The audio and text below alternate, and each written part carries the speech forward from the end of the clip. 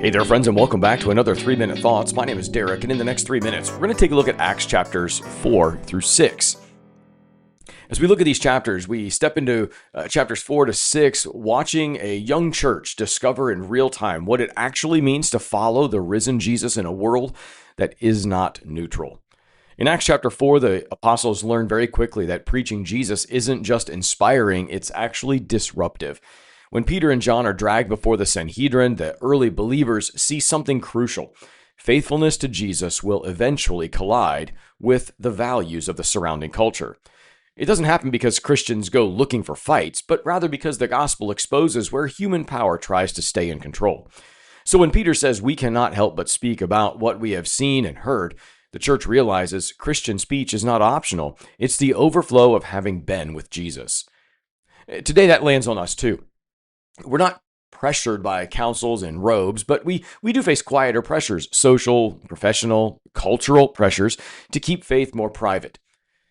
Acts reminds us that the first Christians didn't pray for escape, they prayed for boldness, and God answered not by removing threats, but by strengthening witnesses.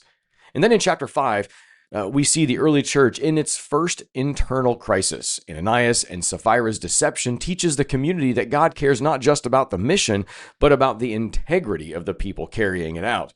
For the early believers, this moment clarified for everyone that the church cannot embody the grace of Jesus while practicing the games that the world tends to play. Try to put this into today's context, it's a reminder that sincerity matters. We can serve, give, lead, sing, or volunteer, but when the heart and the actions don't match up, the gap eventually harms the community. God desires authenticity more than appearance.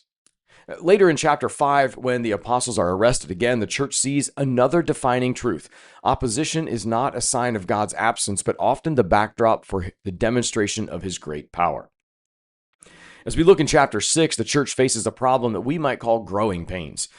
Some widows, specifically speaking, in the Greek-speaking ones, are being overlooked in the daily distribution of foods. Taking care of widows and orphans is one of the big things the church was about. There's a tension then that comes up. Rapid growth exposes hidden inequalities. It also reveals where there's structural problems in place. The apostles respond in a brilliant and humble way. They don't say deal with it. Rather, they don't grab more power for themselves either. They simply broaden the spectrum of leadership. They bring others in. A healthy leadership multiplies responsibility instead of hoarding it at the top. These chapters ultimately show a church learning to navigate external pressure, internal temptation, spiritual opposition, and structural change, all while discovering that the Spirit of Jesus is enough. Be well, friends.